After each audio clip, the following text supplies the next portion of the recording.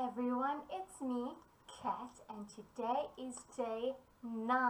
Yes, today is day 9, and today I had a little guest surprise. Yes, not a friend, no, some bad news. I have an unscheduled mid-month period.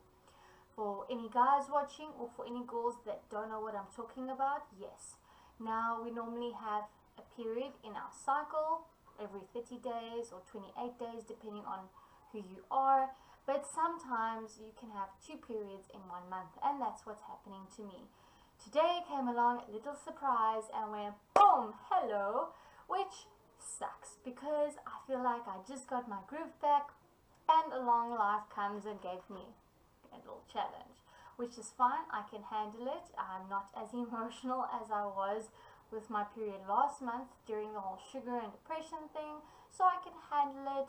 It's more, I'm very irritable. The smallest things set me off, which isn't nice because you kind of feel negative and you just want to kill anything and everyone around you, which sucks. It's not a nice headspace to be in. And I woke up pretty damn sore. Yeah, stiffness, eh? You think the day after it catches you? Nope, it's the second day.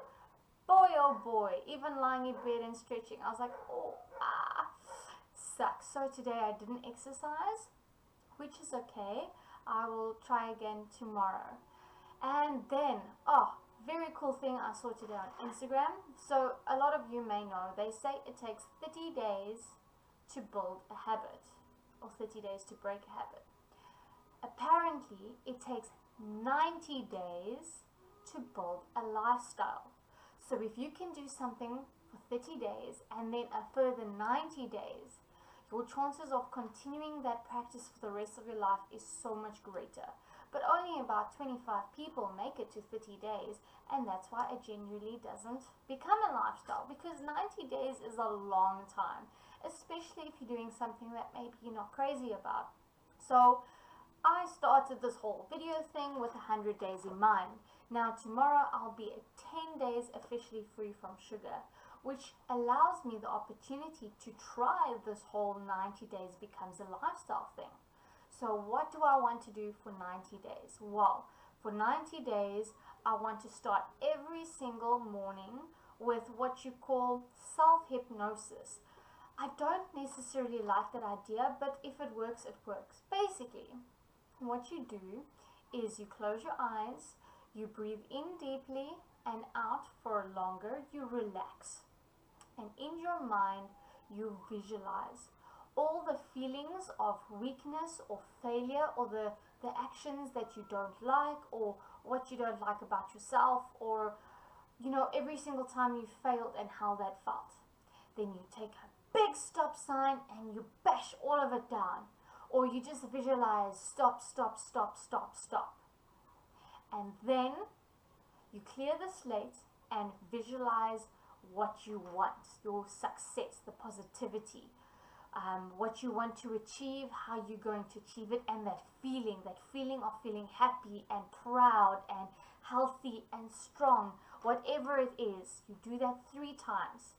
First time, the longest. The third time, you do that very quickly. Visualize the bad, visualize the good, quick.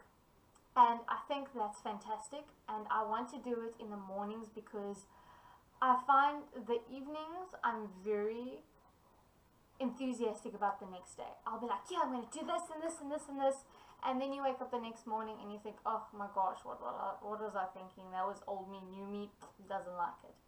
But if I start that day off forcing myself into a positive mindset, I think it's going to be a lot easier to put those things into motion that will result in the end result, the goal, the success, the positive, blah, blah, blah, blah, blah. So that's one thing I want to do for 90 days. Second thing is, I want to become very consistent with my exercise, because I have been in that point where no matter the mood, no matter what happens, you exercise that day, because if you don't, you just don't feel right. I want to do that because I find exercise so important for me. It makes me feel great. A lot of people like exercise. I don't, but I like how it makes me feel afterwards, and that's what I'm going to aim for. And then number 3, The hardest part is eating. I want to become very routine with what I'm eating. So I want to make sure that I have my late breakfast. I'm not an early breakfast person. I don't like having something at 7 or 8. So normally my breakfast will be at 10 or 11. Normally 2 boiled eggs. I like that. So I want to ensure that regardless of if I'm hungry or not, I have my 2 eggs, because it really sets the tone for my eating the rest of the day. And it helps if I do that all the time, Monday to Sunday, because Sundays, or Saturdays, you're like, oh, it's weekend, let's have something nice, and then it tends to snowball into, or it used to snowball into a bad thing. So I think it's very important that I'm constantly feeding myself nutrient-dense food, and then obviously having something healthy for lunch and something healthy for dinner. It's also really difficult. I don't know how to explain this in the best way, but because of my sugar addiction, I have got a high tolerance for sweet food.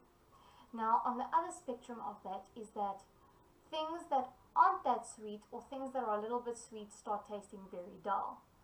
When I wasn't eating sugar, that 80 days, vegetables became delicious to me. Oh, carrots, broccoli, oh, I enjoyed it. Then I went on my sugar binge, the realization of being a sugar addict, and now I'm clean for 9 days. And it's been very difficult to get in my vegetables because they taste so bland. It's hard to force yourself to eat something you don't like.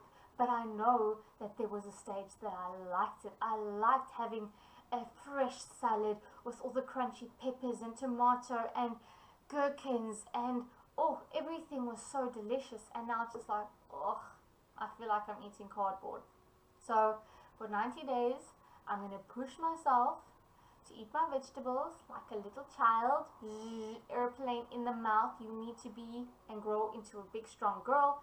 So I'm going to force myself to do that for 90 days. So visualization, positive thoughts, exercise, force myself to eat healthy. And then hopefully this will help me realize the goals that I set out for the 100 days, which was to be free from sugar, exercise, have a healthy relationship with my body, and then not to think about food. So I'm thinking logically that if I've made my food past a habit into a lifestyle, I will no longer think about what I'm going to eat, because it will be automatic that, okay, I know this is the type of food I want, this is what I'm going to eat. There's no overthinking or deciding, or maybe we should have pizza instead. It's a matter of, oof, no, I'm craving fresh vegetables, I'm craving this, I'm craving healthy, nutrient-dense food. So yeah, that's what I'm hoping I can achieve. And yeah, today, yes guys, I'm a little bit behind. I have started watching Buffy the Vampire Slayer. Very old, yes, so that's the new series I'm on. It seems pretty cool. It reminds me a lot about the series Grimm. If you haven't watched it, pretty cool. Not to mention the main character is handsome. Yeah. Alright guys, that's enough from me. See you tomorrow for day 10.